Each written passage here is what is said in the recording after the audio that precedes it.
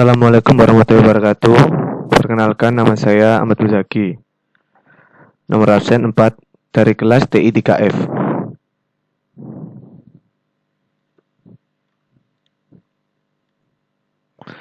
Dan saya di sini akan menjelaskan tentang perbedaan fungsional testing dan non-fungsional testing.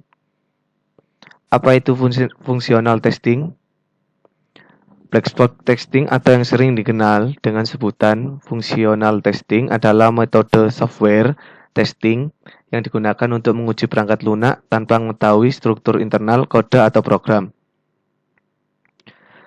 Bagian fungsional testing pertama, unit testing, integration testing, system testing, regression testing, acceptance testing.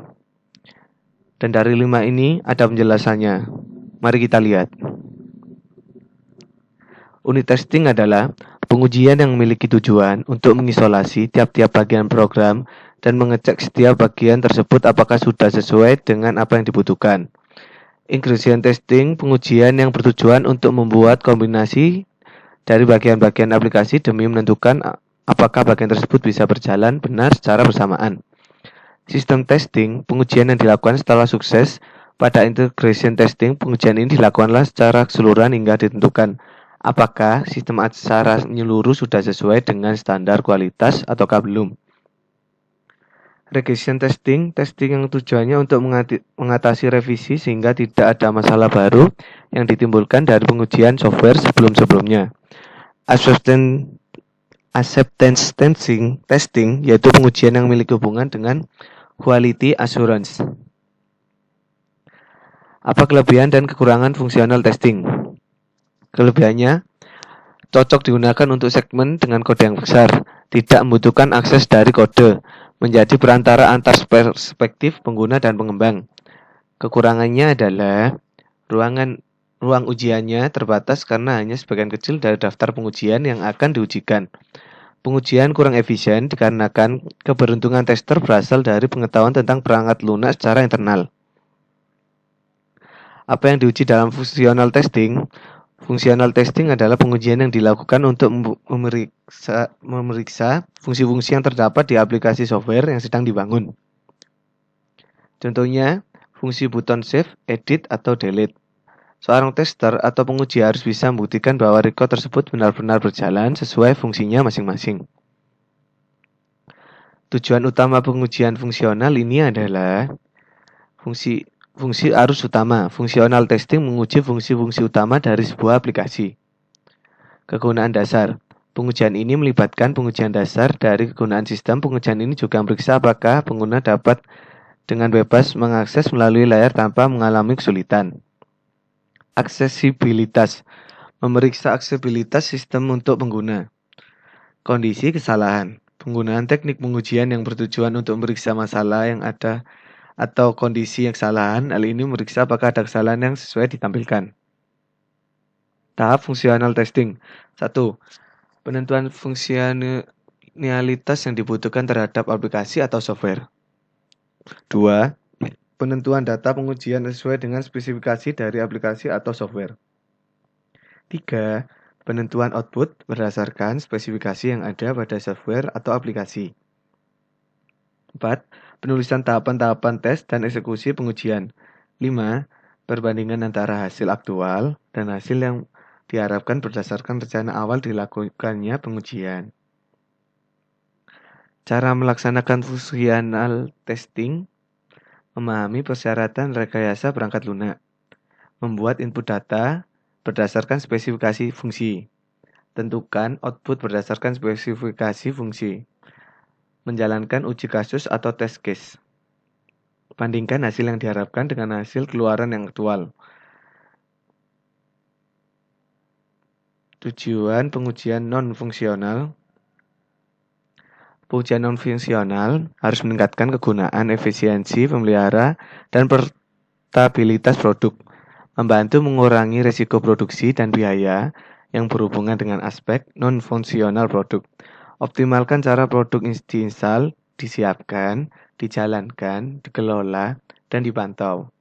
Kumpulan dan hasil pengukuran dan metrik untuk penelitian dan pengembangan internal, memperbaiki dan meningkatkan pengetahuan tentang perilaku produk dan teknologi yang digunakan.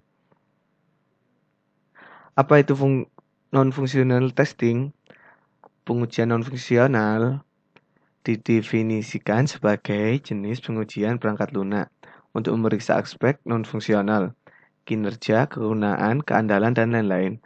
Dari aplikasi perangkat lunak ini dirancang untuk menguji kesiapan sistem sesuai parameter non-fungsional yang tidak pernah ditangani oleh pengujian fungsional.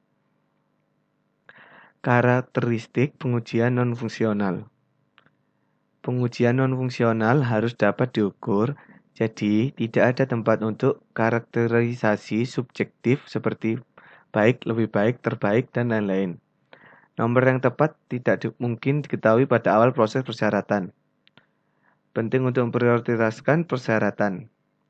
Pastikan atribut kualitas diidentifikasi dengan benar di rekayasa perangkat lunak.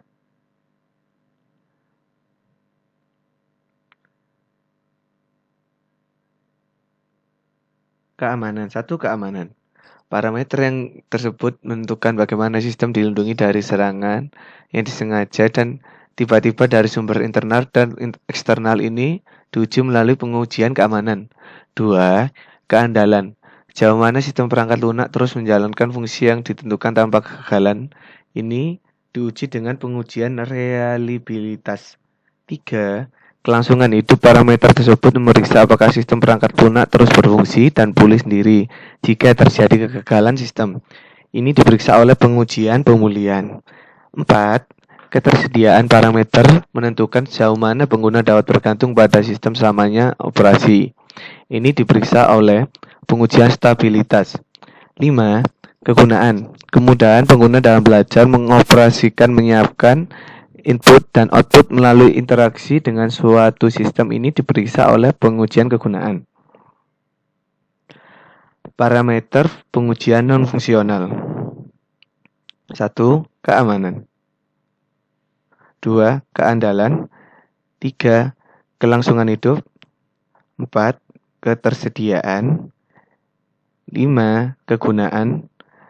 6. Skalabilitas. 7. Interoperabilitas. 8. Efisiensi. 9. Fleksibilitas. 10. Portabilitas. 11. Dapat digunakan kembali. Untuk parameter penjelasan dari parameter di atas, di dalam ini, mari kita lihat apa yang penjelasannya. 6. Skalabilitas. Istilah ini mengacu pada sejauh mana aplikasi perangkat lunak apapun dapat memperluas kapasitas pemrosesannya untuk memenuhi peningkatan permintaan. Ini diuji oleh pengujian skalabilitas. 7. Interoperabilitas. Sistem parameter non-fungsional ini memeriksa antarmuka sistem perangkat lunak dengan sistem perangkat lunak lain. Ini diperiksa oleh pengujian interoperabilitas. 8. Efisiensi. Sejauh mana sistem perangkat lunak dapat menangani kapasitas, kuantitas, dan waktu respon. 9. Fleksibilitas. Istilah ini mengacu pada kemudahan aplikasi yang dapat bekerja dalam konfigurasi peringkat keras dan perangkat lunak yang berbeda seperti RAM minimum, persyaratan CPU. 10. Portabilitas. Fleksibilitas perangkat lunak untuk mentransfer dari perangkat keras atau lingkungan perangkat lunaknya untuk saat ini. 11. Dapat digunakan kembali. Ini mengacu pada bagian dari sistem perangkat lunak yang dapat diubah untuk digunakan dalam aplikasi lain. Dan di keterangan ini, nomor 1 sampai 5 sudah saya jelaskan dari sebelumnya.